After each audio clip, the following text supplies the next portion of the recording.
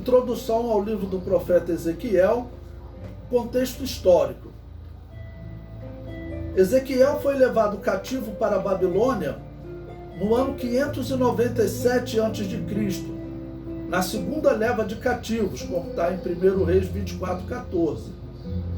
O seu ministério teria durado até o ano 570 a.C. Ezequiel tem muitas das suas revelações às margens do rio Quebar. Então, os israelitas às margens de rios na Babilônia é uma coisa que é até cantada no Salmo 137, né? No versículo 1 diz: junto aos rios da Babilônia nos assentamos e choramos, lembrando-nos de Sião. Né? Como deve ser triste a escravidão, e principalmente a escravidão deles, porque a escravidão deles não era tão triste no sentido físico, como, por exemplo, a escravidão dos africanos aqui para o Brasil, porque eles vinham para cá numa situação de escravo, vamos dizer, mais degradante. Lá as pessoas tinham casa, como nós vemos Ezequiel, ele na sua casa. Eles eram levados para trabalhar de graça para Nabucodonosor. Era isso que eles faziam. Mas, por outro lado, havia, vamos dizer, aquele entendimento que existe um só Deus verdadeiro e todos os outros são deuses pagãos inventados pelos homens. Então, quer dizer, o povo que servia o Deus verdadeiro, né, de repente se vê como escravo dos povos pagãos. E o entendimento deles era: será que a crença no Deus verdadeiro vai acabar? Nós éramos os únicos representantes de Deus aqui na Terra e de repente nós somos dominados e destruídos. Daqui a pouco a Babilônia vai tomar conta de tudo e vai acabar com a crença no nosso Deus. Era o que passava no pensamento deles. Por isso, claro, tanto choro, né? Prosseguindo o comentário. A Bíblia não retrata com detalhe a vida dos cativos, mas os arqueólogos encontraram em 1883, depois de Cristo, é claro, né? Cerca de 700 tabuinhas em Nippur, próximo à cidade da Babilônia, que descrevia a prosperidade de muitos israelitas.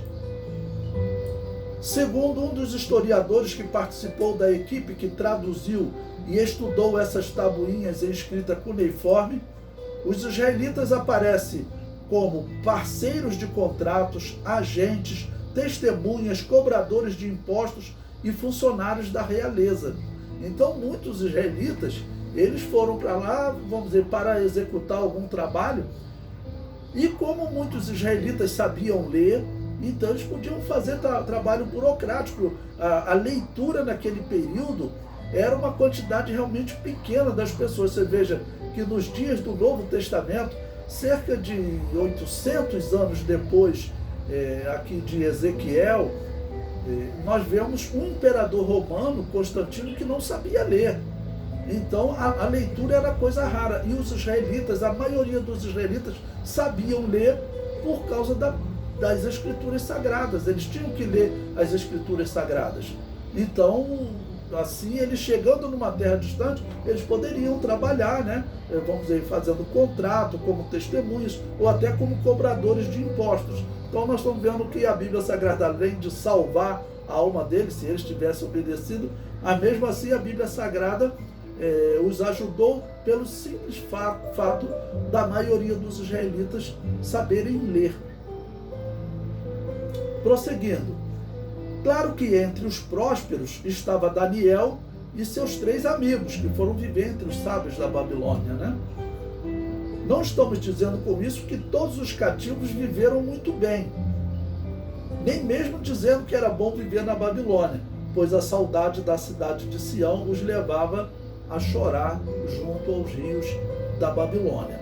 Então Ezequiel, ele vive nesse contexto histórico entre pessoas pobres da Babilônia, os israelitas pobres da Babilônia, né? E principalmente como homens fiéis a Deus, eles estavam vendo, né, que a cidade seria destruída no princípio da profecia de Ezequiel. Ela ainda não foi destruída por Nabucodonosor, será destruída durante o livro, nós veremos essa destruição. E o sentimento dos israelitas então era esse: né, Deus abandonou o seu povo e a crença em Deus vai acabar, ou então Deus vai separar outro povo para representar ele na terra.